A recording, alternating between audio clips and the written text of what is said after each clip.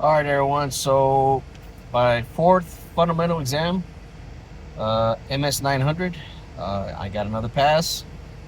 Wasn't a high pass, but it was a pass. Um, 722.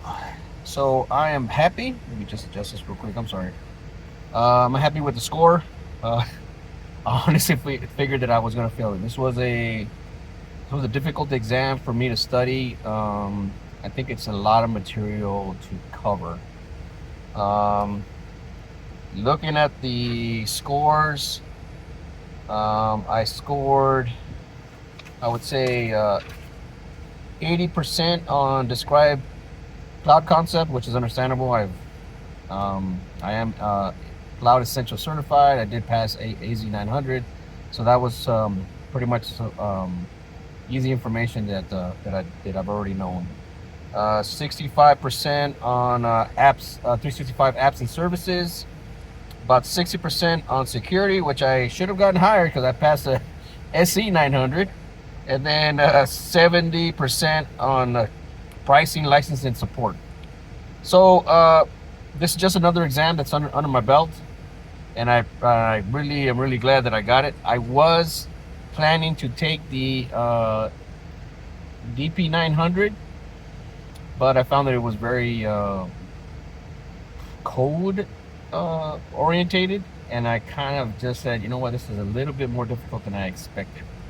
So I went ahead and I bypassed it. I will most likely take it again. I mean, I will most likely make time to take it. I do want to get all these fundamental exams, so I can make a decision in regards to the area that I want to pursue. Um, I would say, if yeah, I guess maybe a career in Microsoft area with maybe security, endpoints, or maybe I am thinking about cloud infrastructure still. But needless to say, so this is going to give me an idea. Now this exam did cover a vast amount of um, the Microsoft 365 apps and services. So that's a lot of things you have to take into consideration. You have the cloud section, you have the security section with dealing with Defender, and you got Defender with cloud apps, Defender for endpoints, Defender for identity, and so forth. You have the additional programs, preview, bookings, planner, so forth, and those are a lot of the questions that were on the exam. And I felt that maybe some of the questions that I put on for that I probably got wrong were some of the ones that were on Copilot. I didn't remember studying very much about Copilot. I know it was in there, but maybe some of the material that I studied was older, and it didn't include Copilot. But needless to say, like I said, I passed.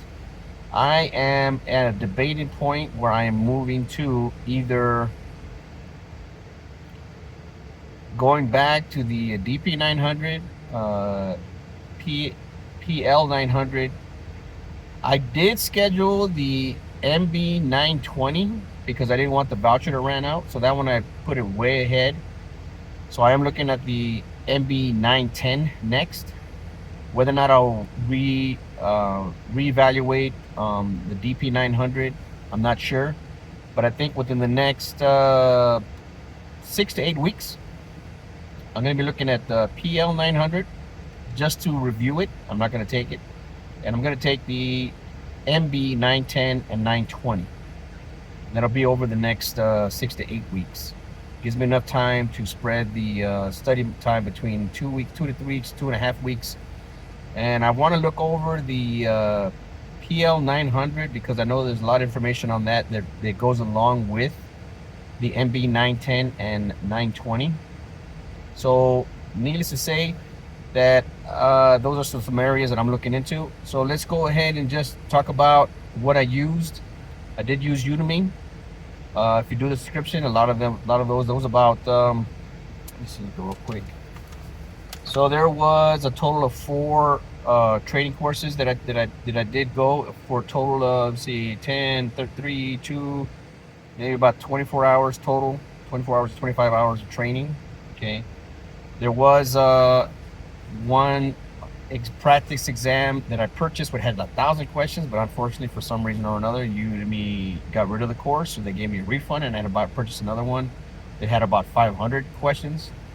I did do the Microsoft training that's associated with the link.